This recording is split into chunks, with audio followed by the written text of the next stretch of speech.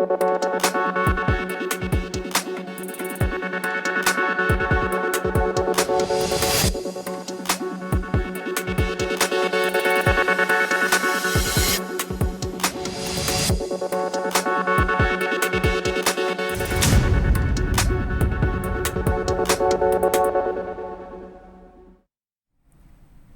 जन टीवी देख रहे हैं आप। मैं श्वेता शर्मा आपके साथ। आइए खबरों की शुरुआत करते हैं। चंपावत के वनवसा सैन्य परिसर में 28 नवंबर 2024 से शुरू हुई सेना भर्ती रैली शुक्रवार को संपन्न हो गई। धार्मिक शिक्षक junior commission officer, Agniveer general duty, Agniveer कार्यालय सहायक, अग्निवीर तकनीकी और अग्निवीर ट्रेड्समैन श्रेणी के पद के लिए शारीरिक और चिकित्सा परीक्षण के आयोजन के साथ समाप्त हुई। इस संबंध में आवश्यक जानकारी देते हुए सेना भर्ती अधिकारी राहुल ने बताया कि चंपावत के वनवसा सैन्य शीटर में लगभग 9 दिन तक चली इस भर्ती रैली में लगभग 3600 से अधिक उत्साही प्रतिभागियों ने वनवसा सैन्य क्षेत्र में 1.6 किलोमीटर की दौड़, शारीरिक दक्षता परीक्षण और चिकित्सा परीक्षाओं में भाग लिया। ऑनलाइन सीईई परीक्षा में मेरिट सूची में जगह बनाने वाले उम्मीदवारों को भर्ती के अगले चरण शारीरिक और मेडिकल टेस्ट के लिए बुलाया गया था। सेना भर्ती कार्यालय पिथौरागढ़ द्वारा आयोजित इस वर्ष की भर्ती रैली को 2 चरणों में विभाजित किया गया था।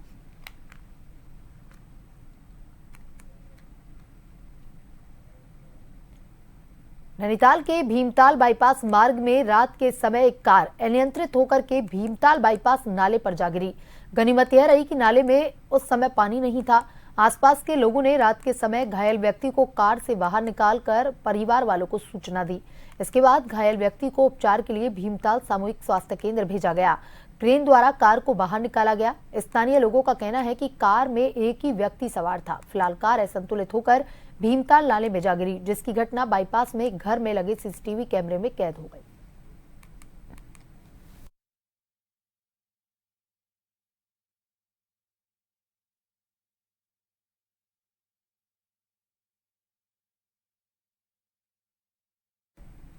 हल्द्वानी में पिछले महीने दर्दनाक बस हादसों के बाद परिवहन विभाग प्रवर्तन ने ताबड़तोड़ कार्रवाई शुरू कर दी। एक महीने में परिवहन विभाग द्वारा हजारों गाड़ियों के चालान किए गए और सैकड़ों गाड़ियां सीज कर दी गईं। आरटीओ प्रवर्तन गुरदेव सिंह ने बताया कि रामनगर और हल्द्वानी क्षेत्र में 4 टीमें लगातार चेकिंग अभियान चला रही हैं, जिनमें बस, ट्रक, पिकअप, मैक्स टैक्सी सभी गाड़ियों के दस्तावेज और फिटनेस चेक की जा रही हैं और जो गाड़ियां दस्तावेज पूरे नहीं कर रही हैं उन्हें सीज किया जा रहा है। आरटीओ गुरदेव सिंह ने बताया कि भविष्य में इस तरह की दुर्घटनाएं ना हो, इसको ध्यान में रखते हुए परिवहन विभाग लगातार चेकिंग अभियान चला रहा है। बस दुर्घटना के बाद से ही परिवहन विभाग के द्वारा प्रभावी प्रवर्तन कार्रवाई की जा रही है। 2 टीमें रामनगर में लगाई गई हैं, 2 टीमें हल्द्वानी क्षेत्र में प्रवर्तन कार्य कर रही हैं। जो भी नियम विरुद्ध वाहन संचालित हो रहे हैं, टैक्सी, मैक्सी, बस या कोई भी है, उनके खिलाफ प्रभावी परिवर्तन कार्रवाई की जा रही है और जिनके वाहनों की फिटनेस परमिट और डीएल नहीं है, ऐसे वाहनों को सीज भी किया गया है और ये परिवर्तन कार्रवाई प्रभावी रूप से संचालित है और आगे भी जारी रहेगी, जिससे सड़क दुर्घटनाओं की संभावना को न्यून किया जा सके। पहाड़ों की रानी मसूरी में राष्ट्रीय राजमार्ग में मसूरी कैंपटी बस स्टैंड के पास राष्ट्रीय राजमार्ग के अधिकारियों द्वारा सड़क के बीचों बीच डिवाइडर लगाए जाने का स्थानीय लोगों ने जमकर विरोध किया। इस मौके पर स्थानीय लोग सड़क पर बैठ गए और राष्ट्रीय राजमार्ग पर स्थानीय प्रशासन के खिलाफ जमकर नारेबाजी की। इस दौरान सड़क पर भी जाम लग गया, जिससे सड़क के दोनों ओर वाहनों का लाइन लग गई। स्थानीय लोगों का कहना है कि स्थानीय प्रशासन, राष्ट्रीय राजमार्ग के अधिकारी बिना स्थानीय लोगों के सुझाव लिए मसूरी में विभिन्न प्रकार के कार्य कर रहे हैं, जिससे जनता को भारी नुकसान हो रहा है। उन्होंने कहा कि राष्ट्रीय राजमार्ग पर मुख्य चौक पर बीचों बीच डिवाइडर लगा दिया गया, जिसके एक तरफ पार्किंग है तो दूसरी तरफ दुकानें। ऐसे में दुर्घटना की संभावना बढ़ गई है, वहीं दुकानदारों के व्यापार पर असर पड़ रहा है। उन्होंने कहा कि अगर डिवाइडर को तत्काल प्रभाव से नहीं हटाया गया तो उग्र आंदोलन किया जाएगा।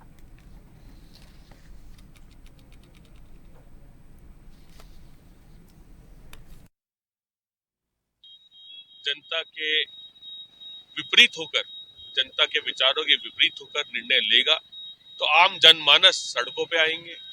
व्यापारियों का उत्पीड़न होगा तो व्यापारी सड़कों पर आएंगे। किसी भी निवासी का, किसी भी होटेलियर का किसी भी नागरिक का उत्पीड़न होगा तो समूचे रूप में, सामूहिक रूप में सभी लोग सड़कों पर उतरेंगे और प्रशासन को जागरूक करेंगे कि इस प्रकार का भेदभाव, इस प्रकार की प्रेशर टैक्टिक्स नहीं चलेगी, इस प्रकार का दबाव नहीं चलेगा। ये डिवाइडर जहां लगे हैं वहां पर दोनों तरफ दुकानें हैं, एक तरफ पार्किंग है, एक तरफ दुकानें हैं, होटल का रास्ता जाता है और ऐसे में डिवाइडर लगाना ये सुनिश्चित करता है कि अत्यधिक जाम की स्थिति बढ़ेगी, लोगों को आने जाने में परेशानी होगी, पर्यटकों को परेशानी होगी, व्यापारियों का नुकसान होगा और इसके खिलाफ हम आवाज उठाएंगे। और अगर 2 दिन में ये डिवाइडर नहीं हटे तो हम सामूहिक रूप से इन डिवाइडर को हटा देंगे। चीज का कोई मानक होता है और ये नेशनल हाईवे है, नेशनल हाईवे का भी एक मानक है। कम से कम 50-60 फुट की रोड हो तब तो डिवाइडर लगाने का औचित्य है। इतनी फुट की यहाँ पे रोड नहीं है और ये डिवाइडर पूरा प्रभावित कर रहा है हमारे व्यापारियों को, हमारे जो ये पार्किंग वाले हैं, होटल वाले हैं, सबके व्यापार पे इसका प्रभाव पड़ रहा है। क्योंकि जो पहाड़ की जो भौगोलिक स्थिति है, आप जानते हैं कि वहाँ पर मार्ग इतने चौड़े नहीं होते हैं और ये एक मुख्य बाजार है और एक मुख्य जगह है कैंपटी स्टैंड, जहाँ पर बहुत ज्यादा आवाजाही रहती है। अगर इस तरह का डिवाइडर यहाँ लगेगा तो आए दिन और जो जाम की स्थिति है जो यहाँ आकर खुलता है वो और ज्यादा लगना शुरू हो जाएगा। तो उस प्रशासन को हर जो काम मसूरी में कर रहे हैं, वो जो बैरिकेड, जो मसूरी का माल रोड का जो बैरियर है उसमें भी समय अवधि उन्होंने 12 बजे रात कर दी है। तो जो लोकल लोग हैं जो कहीं शादियों में जा रहे हैं, कहीं आ रहे हैं, जा रहे हैं, हॉस्पिटल जा रहे हैं, जो 10:30 बजे का टाइम था उसे बढ़ाकर रात्रि 12 बजे तक कर दिया गया है। तो जहां स्थानीय लोगों को उसकी परेशानी होगी वहां पर्यटकों को भी उसकी परेशानी होगी। उत्तराखंड में सॉलिड वेस्ट मैनेजमेंट को लेकर शहरी विकास विभाग लगातार नए प्रयोग कर रहा है, जिसके जरिए विभाग की आमदनी भी बढ़ रही है। आमदनी के बढ़ते हुए अब नए प्रयोग के तहत प्रदेश के कुछ जिले ऐसे हैं जहां कूड़े से बिजली के उत्पादन के साथ उसे अलग अलग करके बेचा जा रहा है। यही नहीं, वेस्ट मैनेजमेंट को लेकर महिला स्वयं सहायता समूह के साथ पुरुष स्वयं सहायता समूह ने भी सहयोग करना शुरू कर दिया, जो देश में एक नई पहल है। दुनिया भर में रोजाना हजारों टन कूड़ा घरों से बाहर सड़कों पर फेंका जाता है, जिसके मैनेजमेंट के लिए कई तरह के शोध भी किए जा रहे हैं, जिससे कूड़े से प्रकृति को नुकसान ना हो और सही से कूड़े का निस्तारण भी किया जाए।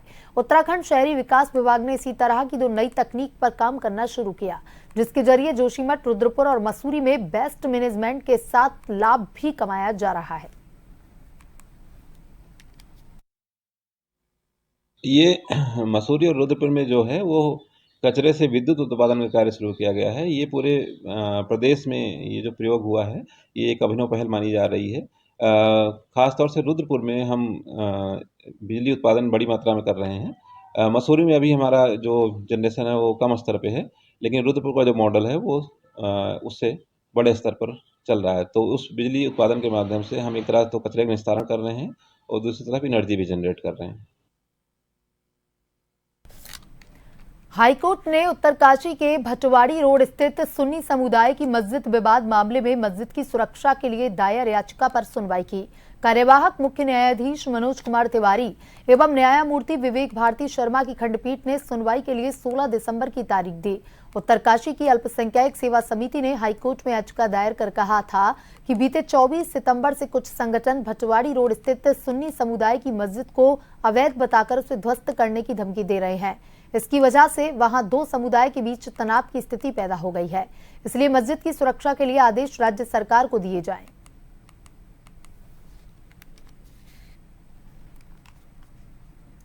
कांग्रेस के वरिष्ठ विधायक प्रीतम सिंह ने उत्तराखंड के कैबिनेट मंत्री धन सिंह रावत के खिलाफ मोर्चा खोल दिया। शुक्रवार को मंत्री के यमुना कॉलोनी देहरादून स्थित सरकारी आवास पर धरना प्रदर्शन किया। प्रदर्शन के दौरान सरकार और मंत्री के खिलाफ जमकर नारेबाजी की गई। प्रदर्शन के उग्र होने पर पुलिस फोर्स और कांग्रेस कार्यकर्ताओं के बीच झड़प हुई। गुस्साए कांग्रेस कार्यकर्ताओं को पुलिस प्रशासन ने हिरासत में लिया। कांग्रेस विधायक प्रीतम सिंह ने कहा, प्रदेश में शिक्षा स्वास्थ्य व्यवस्था बदहाल है और मंत्री हमेशा की तरह गायब हैं। यह एक चेतावनी है, सदन के अंदर और बाहर इस तरह का प्रदर्शन लगातार चलता रहेगा जब तक मंत्री नींद से जागकर प्रदेश की जनता के लिए कार्य नहीं कर लेते। वहीं भाजपा के प्रदेश प्रभारी दुष्यंत गौतम का कहना है कि जब विपक्ष को कोई काम नहीं होता है तो वह गुमराह करने का काम करते हैं। हमारे विधायक, मंत्री, मुख्यमंत्री रोजाना जनता के बीच में रहने का काम करते हैं।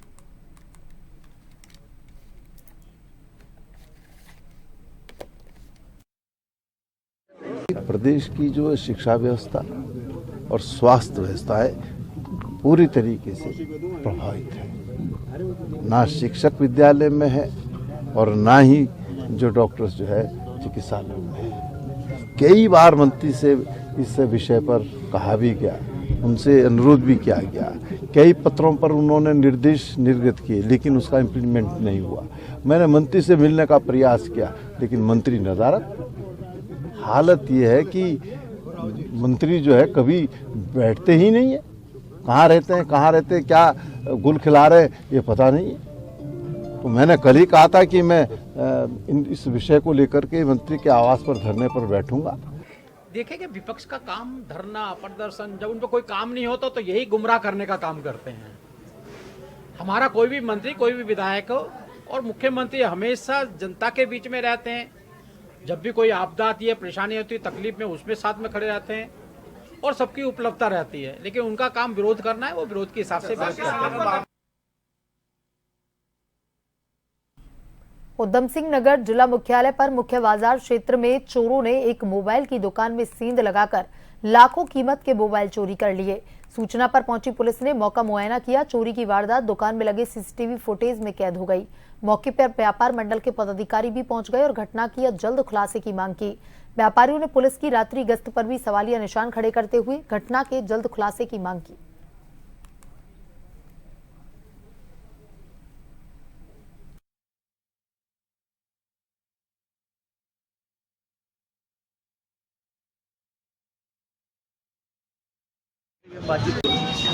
मंत्रा मोबाइल की शॉप है हमारे बाजार में। यहाँ पर एक चोरी की घटना सामने आई है, जहाँ पर छत के रास्ते से कुछ लोगों ने तोड़कर अंदर प्रवेश किया और उसके बाद मोबाइल की चोरी की गई है। जो अभी अनुमानित है, जितना पता चला है उसके हिसाब से करीब 10 से 12 डेमो मोबाइल और 3 ब्रांड न्यू आईफोन्स की चोरी हुई है। लेकिन अभी एग्जैक्टली कितना सामान यहाँ से गया है वो अभी पता कर रहे हैं। इसी के साथ साथ हमारी टीमें यहाँ पे जुट चुकी हैं कैमरा देखने में और किस तरह से यहाँ पर चोरी की गई है, किस तरह से प्रवेश किया गया। उसी के साथ साथ फोरेंसिक टीम को भी बुलाया गया, पूरा जो सीन ऑफ क्राइम है उसका एक फोरेंसिक एनालिसिस कराने के लिए। कब चोरी हुई है? सुबह पता चला है, तो जितना हमें लग रहा है कि ये कल रात की घटना है। उसके बाद अभी सीसीटीवीज़ का हम लोग अवलोकन किया जा रहा है कि इसमें कितने लोग दिख रहे हैं और किस तरह से उनके द्वारा एंट्री करके चोरी की गई है। उप जिलाधिकारी राजकुमार पांडे ने प्रधानमंत्री ग्राम सड़क योजना के तहत चमोली रागतोली हरमनी लासी मोटर मार्ग पर चल रहे अपग्रेडेशन कार्य का स्थलीय निरीक्षण किया।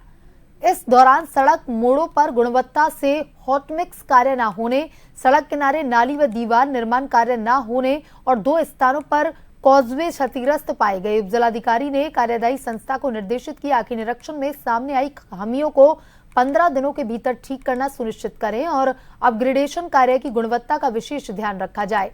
चमोली रागतोली हरमनी लासी मोटर मार्ग के किलोमीटर 4 में हॉट मिक्स कार्य मानक के अनुरूप न किए जाने शिकायत को लेकर के सोशल मीडिया पर शिकायतकर्ता ने वीडियो प्रसारित की। जिलाधिकारी संदीप तिवारी ने शिकायत के निस्तारण को लेकर एसडीएम की अध्यक्षता में समिति गठित कर स्थलीय निरीक्षण करने के आदेश जारी किए थे। जिलाधिकारी के निर्देश पर गुरुवार को समिति ने मोटर का संयुक्त निरीक्षण किया।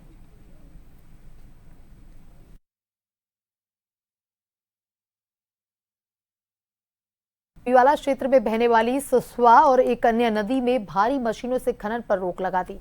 कार्यवाहक मुख्य न्यायाधीश मनोज कुमार तिवारी और न्यायमूर्ति विवेक भारती शर्मा की खंडपीठ ने खनन कार्य मैन्युअली करने के निर्देश दिए। मामले में कोर्ट ने राज्य सरकार को जवाब दाखिल करने के 4 हफ्ते का समय दिया। देहरादून निवासी वीरेंद्र कुमार ने हाईकोर्ट में जनहित याचिका दायर की थी। इसमें बताया कि राज्य सरकार ने देहरादून के डोईवाला क्षेत्र में बहने वाली सुसवा और एक अन्य नदी में खनन कार्य करने के लिए भारी मशीनों की अनुमति दी है। भारी मशीनों से हो रहे खनन से नदी का जलस्तर नीचे बैठ गया है। लोगों को सिंचाई के लिए पानी नहीं मिल पा रहा है और कृषि भूमि प्रभावित हो रही है।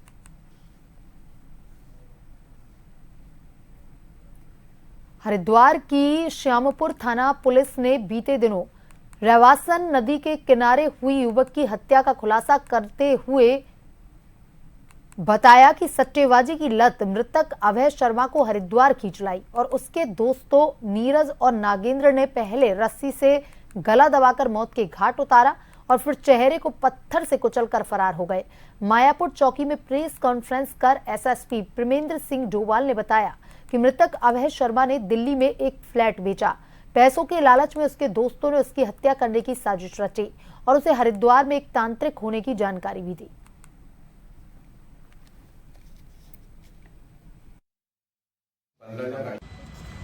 अभय शर्मा है, ये पश्चिमी दिल्ली का रहने वाला है। अभय शर्मा और हनी ये अपनी माँ और बहन से अलग रह रहा था और अपने इन दोस्तों के साथ ही ये अपना जीवन यापन कर रहा था।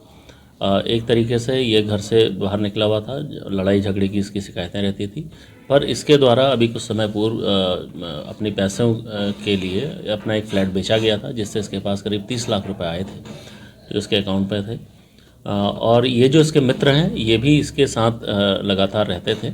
अभय शर्मा यहाँ जो है इनके द्वारा ही यहाँ लाया गया अपने मित्रों के द्वारा, क्योंकि अभय शर्मा सट्टेबाजी का भी ये काम करता था। इसको ये बताया गया, इसको ये विश्वास दिलाया गया अभियुक्तों द्वारा कि हरिद्वार में एक तांत्रिक है जो नंबर इस तरीके से बताता है।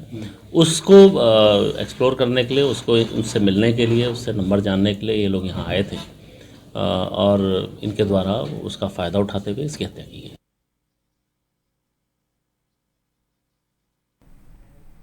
उत्तराखंड की लक्सर कोतवाली पुलिस को बड़ी सफलता मिली। लक्सर पुलिस ने 2 शातिर चोरों को गिरफ्तार किया। साथ ही लक्सर पुलिस ने आरोपियों के कब्जे से लगभग 5 लाख रुपए के ऊपर का चोरी किया गया कीमती सामान बरामद किया। बता दें, दोनों शातिर चोरों ने बीते कुछ दिनों पूर्व लक्सर क्षेत्र के सुल्तानपुर और रायसी गांव में दुकानों को निशाना बनाते हुए रात में चोरी की घटना को अंजाम दिया। गिरफ्तार किए गए दोनों आरोपियों में से एक आरोपी रवि लक्सर के केशव नगर का रहने वाला है, जबकि दूसरा आरोपी जावेद जिला मुजफ्फरनगर उत्तर प्रदेश के मकियाली गांव का निवासी है। थाने क्षेत्र में विगत में हुई 2 चोरियों की, जो बड़ी चोरी थी, जिसमें दीवार तोड़ के अंदर से सामान, जिसमें कैमरे हैं और नकदी है, कपड़े हैं, उनको चोरी किया गया था। करीब 5 लाख से ऊपर की अभी पुलिस के द्वारा इसमें बरामदगी की गई है। 2 अभियुक्त इसमें पकड़े गए हैं, जिनका आपराधिक इतिहास काफ़ी बड़ा आपराधिक इतिहास है और करीब 30 से ऊपर मुकदमे एक अभियुक्त के ऊपर भी है। दोनों अभियुक्तों को पुलिस अभिरक्षा में भेजा जा रहा है। 2 चोरियों का इसमें खुलासा पुलिस के द्वारा। कुमाऊं के जंगलों में साल के पेड़ों पर वोरर कीट का आतंक देखने को मिला है। यह कीड़ा करीब 1 हेक्टेयर क्षेत्र में साल के पेड़ को खत्म कर उसे पाउडर यानी कि बुरादे में बदल रहा है, जिससे वन महकमे की चिंता बढ़ गई है। वहीं वन महकमे ने FRI को जल्द सूचना दे दी है। अब जल्द ही FRI के वैज्ञानिकों की टीम आकर निरीक्षण करेगी। साल 1960 के दशक में भी साल बोरर पर अटैक हुआ था। कीट है जिसको साल बोरर कहा जाता है और ये खास तौर से साल के पेड़ों पर हमला करता है और इसका जो लार्वा है या फिर ये खुद बीटल फैमिली से बिलोंग करता है, ये उसमें छेद कर उसके तने में जो है उसको धीरे धीरे खा के ख़त्म कर देता है और ये बहुत तेज़ी से फैलता है। पूर्व में मध्य प्रदेश में एक बार इसका प्रकोप हुआ था और अभी रिसेंटली हमने देखा कि रामनगर वन प्रभाग में कुछ साल के पेड़ इससे जो है जो पाए गए और उनमें जो है उनकी मृत्यु हो चुकी है। तो इस मामले में वन अधिकारियों को अवगत कराया गया, तो उनका कहना है कि फॉरेस्ट रिसर्च इंस्टीट्यूट को इसकी सूचना दे दी गई है और इसका एकमात्र रोकथाम का जो उपाय है वो है कि इसके जो इससे प्रभावित जो पेड़ हैं उनको काट कर और उसको लार्वा या जो बीटल है उसको जो है मारा जाए। ये साल बोरर का अटैक अभी यहाँ पे भी एविडेंसेस आ रहे हैं हमारे कोटा रेंज में, जो साल के क्षेत्र हैं जहाँ वहाँ पे साल बोरर का अटैक्स आ रहे हैं। तो ये एक्चुअली एक नेचुरल साइकिल भी है, साल के क्षेत्र में साल बोरर का अटैक्स होते रहते कभी साइकिल्स में, और ये पहले एक बार 60s या 70s में भी कॉर्बेट में भी हुआ था और ऐसे ही अभी लास्ट ईयर ये यूपी से स्टार्ट हुआ है, पीलीभीत दुधवा के एरिया में साल बोरर के अटैक हुए और उसका शायद उसका परिणाम यहाँ तक आ रहा है अभी। इसको देखते हुए ऑलरेडी हल्द्वानी के एरियाज में भी साल बोरर अटैक आया है, तो हमने ऑलरेडी उसको FRI को लिखे हैं और इसके आगे के लिए जो कार्रवाई करना होगा वो साइंटिस्ट यहाँ पे विजिट करेंगे और उसके बाद जो कार्रवाई करना होगा उस पर हम ध्यान देंगे। रानीखेत छावनी परिषद ने कर बकायादारों के खिलाफ सख्त रवैया अपना लिया है। इसके लिए छावनी परिषद ने आगामी फरवरी माह तक की मियाद रखी है। करों का भुगतान ई-छावनी पोर्टल के माध्यम से किया जाएगा। बकायादारों के खिलाफ कार्रवाई भी की जाएगी। छावनी परिषद के मुख्य अधिशासी अधिकारी कुणाल रोहिला ने बताया कि जिन करदाताओं ने अभी तक संपत्ति देयकों का भुगतान नहीं किया है, यदि करदाता की ओर से निर्धारित अवधि में भुगतान नहीं किया जाता है तो छावनी अधिनियम के तहत कार्रवाई अमल में लाई जाएगी। करदाताओं की सुविधा के लिए शिविर भी लगाए जा चुके हैं। एक बार फिर से शिविरों का आयोजन किया जाएगा।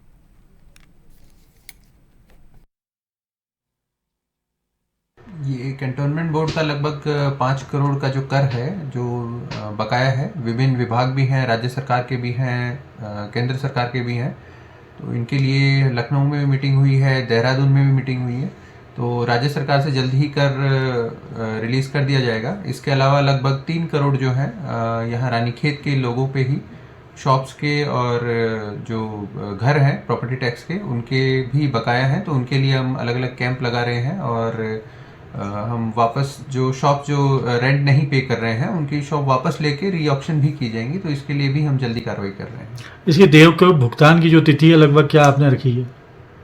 हम चाह रहे हैं कि मार्च से पहले हमारे जो है लगभग सारे भुगतान क्लियर हो जाएं, ताकि कैंटोनमेंट बोर्ड को डेवलपमेंट वर्क करवाने के लिए भी हमारे पास फंड रहे।